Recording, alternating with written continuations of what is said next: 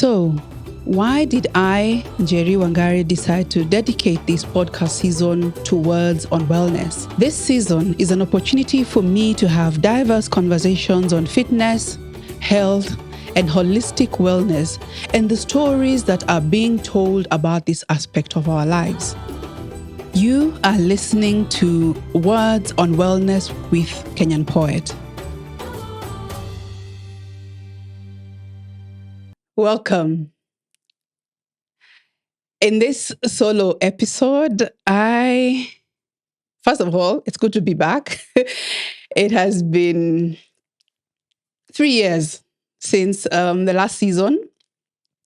And in this particular season, I am excited to be speaking about my journey into the world of running, discovering mindful living, and how a personal quest into fitness and well-being has led me to start a wellness storytelling brand. So a lot has happened, I would say, in the last 7 years, because 7 years ago is when I began, I became quite concerned about my fitness. For those who've been following me in the poetry space, in my writing on arts and culture, I have, here and there talked about my journey. I have certainly shared a lot of images and videos from my running escapades. But I think that the reason why I felt it was important for me to dedicate this season of the podcast to talk about that is because lately I have seen a lot of interlinkage between the work that I do as a poet, as a writer, as a storyteller, and my concern for my well-being and the fitness activities that I have been engaging in over time, which have been many. And being a writer from the time that I began in 2004, as I said, in 2017, and this was just a year after our third born came, I was, I believe, 95 kgs. Unlike the previous two pregnancies, I had not bounced back as fast as I would have wanted. I took time. I think it had a lot to do with age and just the normal motions that, as a woman in her 30s and already with 3 children, I think that was very normal. So I sort of became not very keen about what I was eating. I was definitely not exercising a lot at all. And by the time 2017 came around, I think that moment, because I think with a lot of the people that I have met in these running circles, and every one of them has a story to share on what was that aha moment for them. And for me, was an interview that I did. I was on the set of NTV. I remember it was Press Pass with Mark Masai. And I had been invited to speak on blogging. I was very passionate about blogging back then. And my husband took a photo of the screen as I was doing the interview, and he sent it to me. And I couldn't believe it. I had, there's a jacket that I was wearing that was just bulging, and had a double chin. And I looked at my photo and I could not believe that it was me. And to make it worse, I think that day as I was going home, there's a lady that I encountered, and she asked me, "Hey, Njeri, mbona umejiachilia hivyo unakaa tu mama?" And that really stung. And I think that became the start for me. And I had a neighbor who were very good friends. We'd go to the same church, and she's the one, Eva. She's called Eva. Eva, I had been seeing Eva every morning, waking up very early as I was dropping the kids to school, and she'd be out running. And I always used to wonder, what's up with Eva? But then I went to her and I told her, Eva, I want to join you in running. And that's how it began in 2017. I definitely wasn't running. Mine was more of a stroll, jogging a bit, and strolling. But then with time, I began, building the endurance for it. And that is how, that was my journey into running. And it did not, just take off without its fair share of challenges. In Because I began in October of 2017. I was still quite very heavy, as heavy as still 95 kgs. I used to pant a lot, and it was excruciating. And I remember one time when we were still with Eva, I sprained my ankle, and that was really painful, and it almost stopped me from running, and that really set me back. But then I decided, you know what, I will continue. And then I had not sought communities of fellow fellow runners. So I was still just running solo. And in 2019, I did my first international marathon, and that was the Kilimanjaro Marathon. What was one of the best experiences of my life. I had never run outside of Kenya before. And so doing that Kili Marathon, as it's called, was a great moment, because by then I had done a lot of training. I was certainly running quite regularly, and I was able to get a hold of manage my weight. But I also remember, just before, as I was preparing for the Kili Marathon, I got I think one time I was scrolling through my Instagram, and I came across a chat by, I'm forgetting, she's a fitness enthusiast, and she was talking about how, yes, you might be getting into all these physical activities, but really a lot of it's 50% the activities that you're engaging in, and 50% it's really your diet, and that hit home. And so it's called Mokami. I was trying to remember that name. So Mokami was advocating for, as much as you are engaging in all this active lifestyle, it's also important to be very intentional about what you're eating. And her recommendation was, you don't really need to take starches at night. And so if you can avoid, just have starches during the day, pick whether it is morning or afternoon, and just do vegetables and and proteins in the evening. Now, in 2019, something else very significant happened. My mom had been observing me running, and it had become an obsession. So sometimes I'd actually run from my place to my mom's place, and she'd be like, "Hey, Jerry, this running."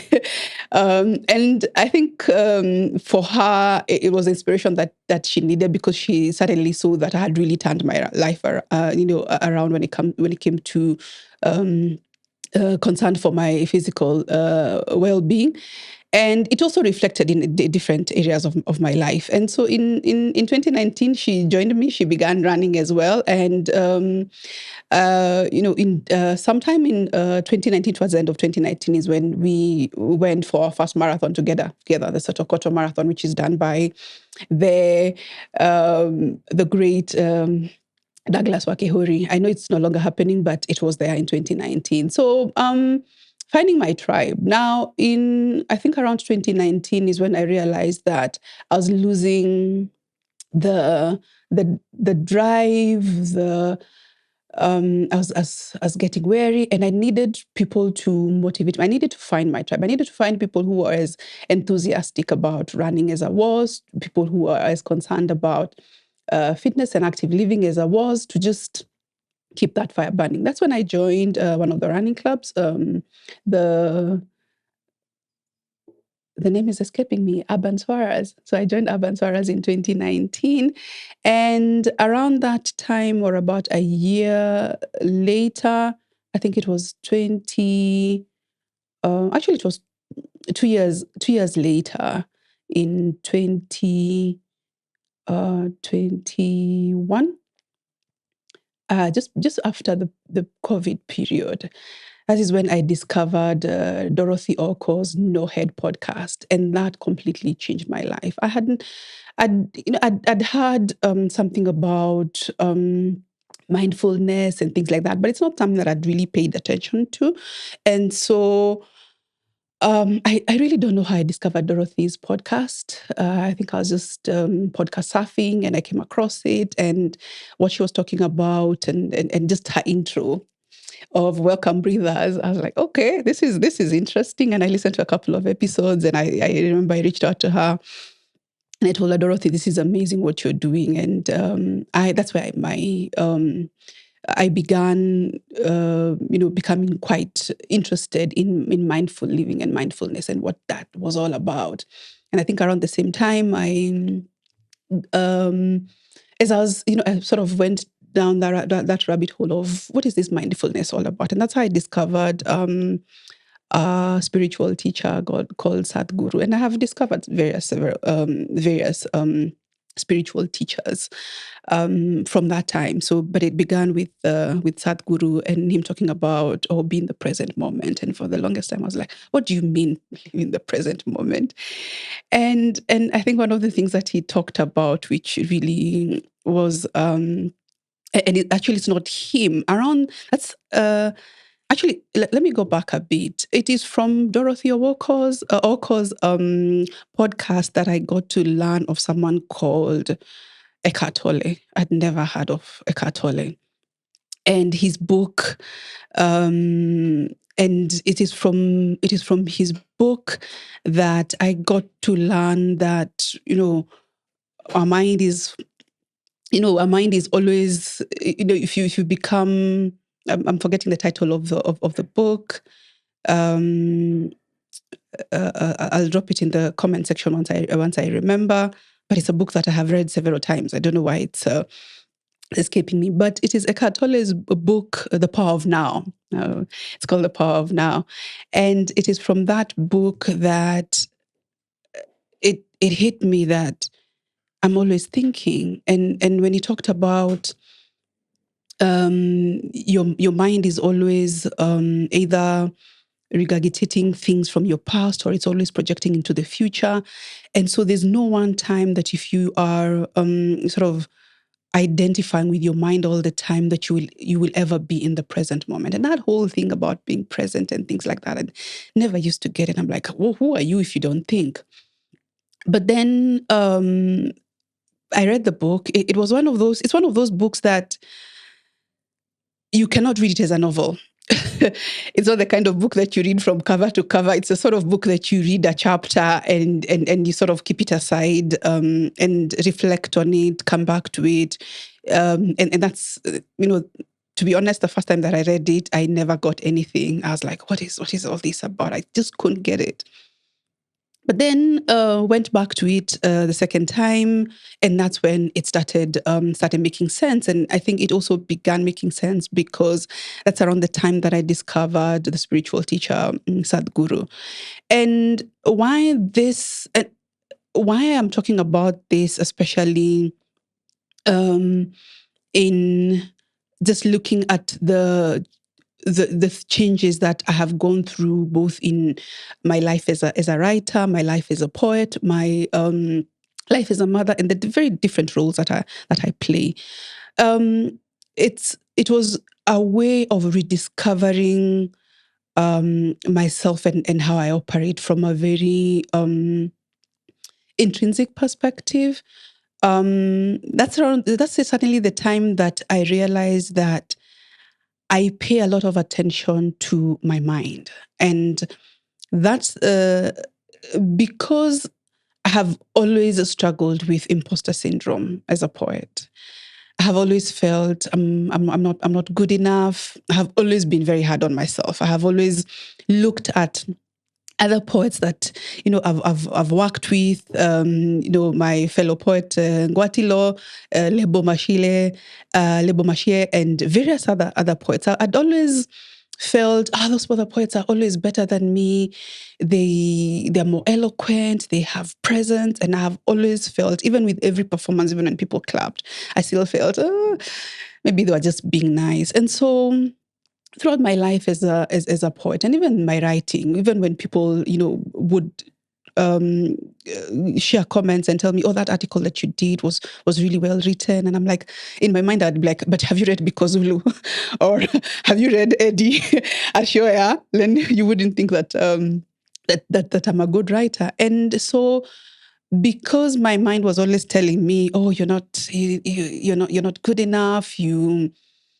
Um, you're certainly not a good enough poet. You're not a good enough writer," and that had always, that had always kept me down. That had always made me believe, and I'd always believed my mind. And so every time, even when someone paid me compliments, I was like, I don't think you're being sincere. And so what this uh, aspect of, coming to this point of discovering Eckhart writing, Eckhart's videos, going through, listening to Sadhguru and the various other spiritual teachers that I have listened to since then, I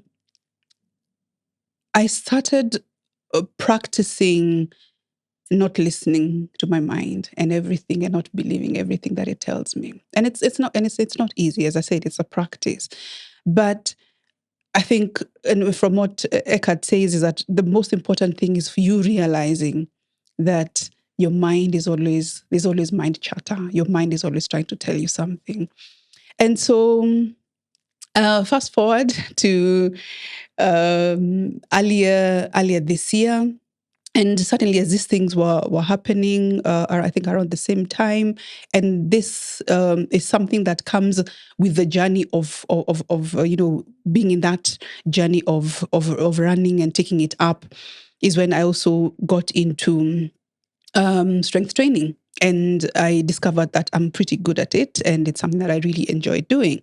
And so, as all these things are happening, there was a there was a time there was a time when I and I think this just naturally happened. I've done a run and I want to share. And so when you are a writer, you find your writing popping up everywhere. It's not something that you decide, I'll take this up and I will leave it at some point. And so suddenly, when I was sharing posts of my runs on Strava, and I would sneak in a poem here and there. And I had always wondered, how can I be able to bring in the two things that I'm now very passionate about, running and poetry. And I remember there was a time that I decided, instead of just doing the normal post that I normally do, then what I will do instead is that I'll share a poem. And I want to see if I can find that poem. Oh, here it is.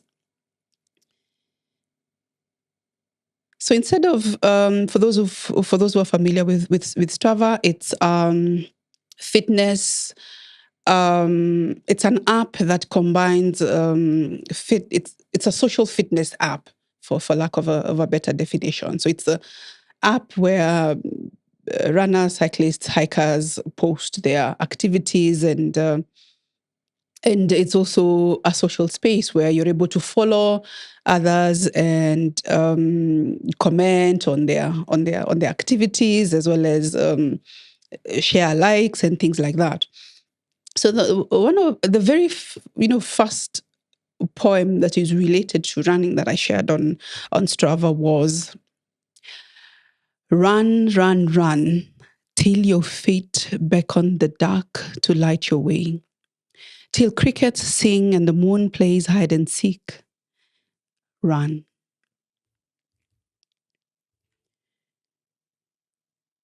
Now, earlier this year, that challenge, or that quest to find different ways of bringing these two passions together, I I think the answer came in the form of, I had been looking at, and I've been following the story of Kenyan runners. And one of the things that I noticed is that, apart from just the news articles that are always about our elite runners, whenever there was any story or focus on running outside of the elite running, then Kenyans were nowhere to be seen. And I was like, wait a minute, but I know so many of my friends who run and they're not elite runners. And that's really, because stories are powerful. Stories and narratives shape people's opinions of people, of places, and other people. And that's something that began to bother me this year. And so I started asking myself, why is it that we have magazines like Runner's World, and the only Kenyan that you'll find featured on Runner's World is either all our elites, we know them. But then I was like, I'm part of this community. By then, I had also begun joining various other running communities. And so I kept wondering, why is it that, we have this one story about running in Kenya? And just going, I'm a huge fan of Chimamanda Adichie. And having watched that video of the danger of a single story, that kept coming to my mind. And so I kept thinking, we have one single story about running in Kenya. Why is that? And what can I do about it as a storyteller? And that is really what began Kenyan Poet Wellness, because I felt as a storyteller who is in this space, I need to tell the stories of other Kenyans who run, because it's not just elites who run, and running is not just for people to be paid, or I think that has been the notion for the longest time, or that running is elitist. And so that's around the time at the beginning of this year that I decided that I want to focus a lot of my writing on not just personal stories of my my running, but also share other people's stories. And I think apart from just telling stories, I also wanted to change people's perception. And that's how the motivational quotes began. And so once I had exhausted my photo trove, I decided that now I will reach out to my fellow runners and ask if I could use their photos. And that's really how it began. So I started reaching out to some of my friends and telling them, I'm writing these quotes, which was really, really poetry, but in a sort of synthesized way that was motivational, but there was always a poetic aspect to it, and I think that's one of the things that I have.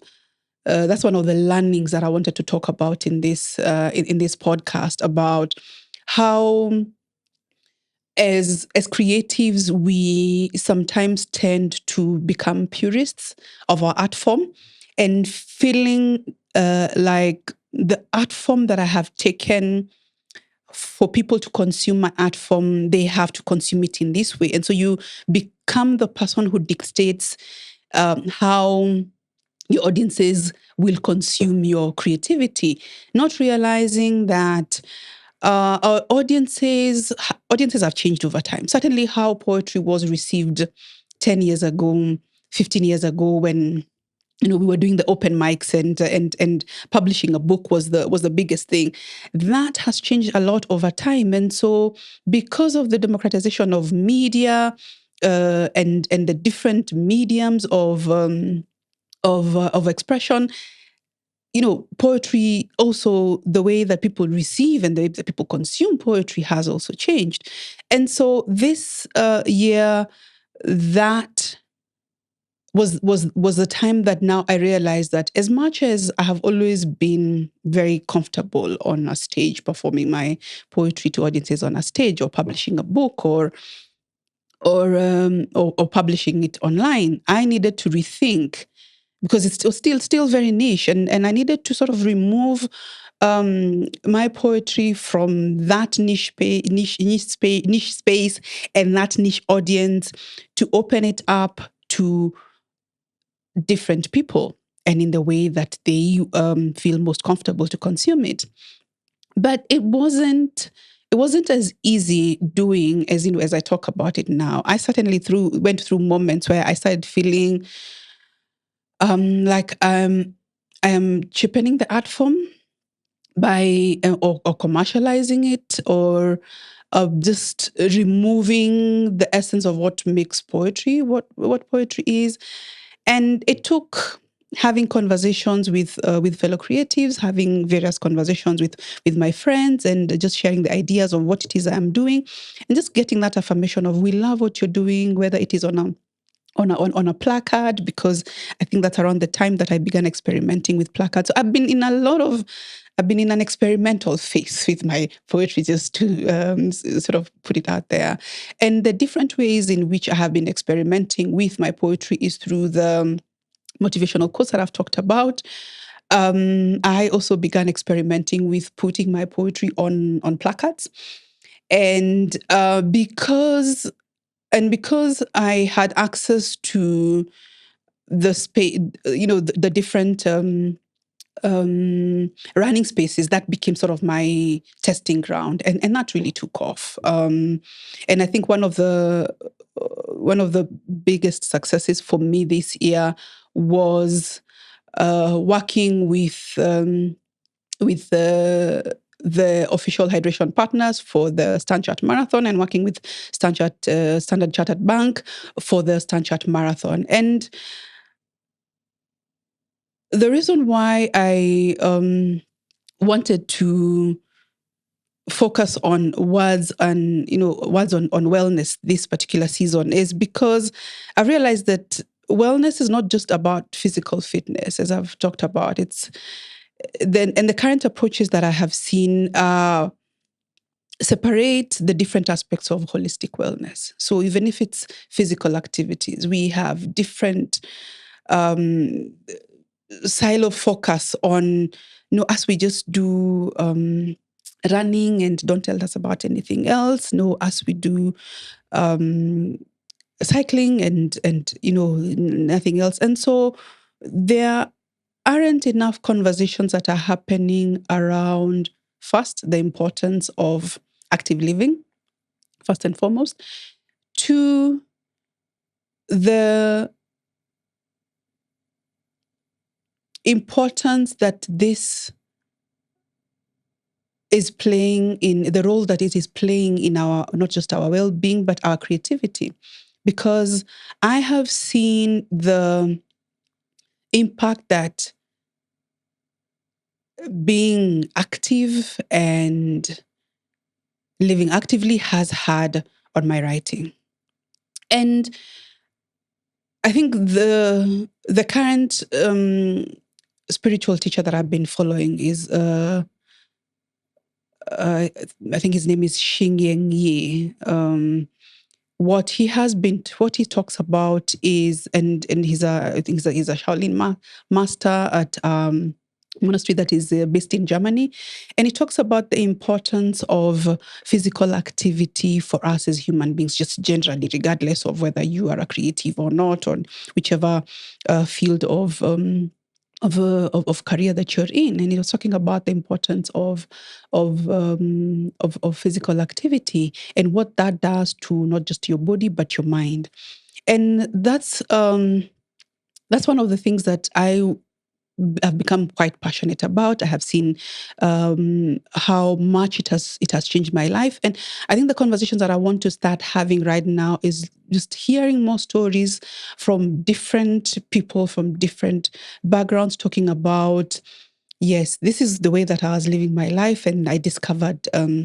Whether it was running, cycling, or whatever it is that they discovered, and what that did to either their self-esteem, their physical health, their mental health, their spiritual health, certainly.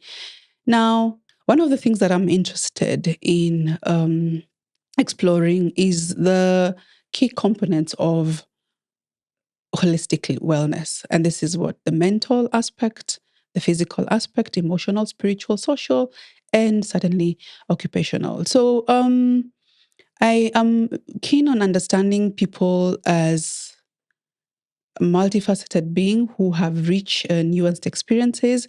And this season, I will be sitting down with various individuals, whether it is training coaches, yogis. I think that's the term for people who practice yoga, fellow runners, and anyone who is living actively and looking at what, how that has translated to other aspects of their lives. And I will be certainly speaking to fellow writers, because this podcast series is going to be on words on wellness. Thank you.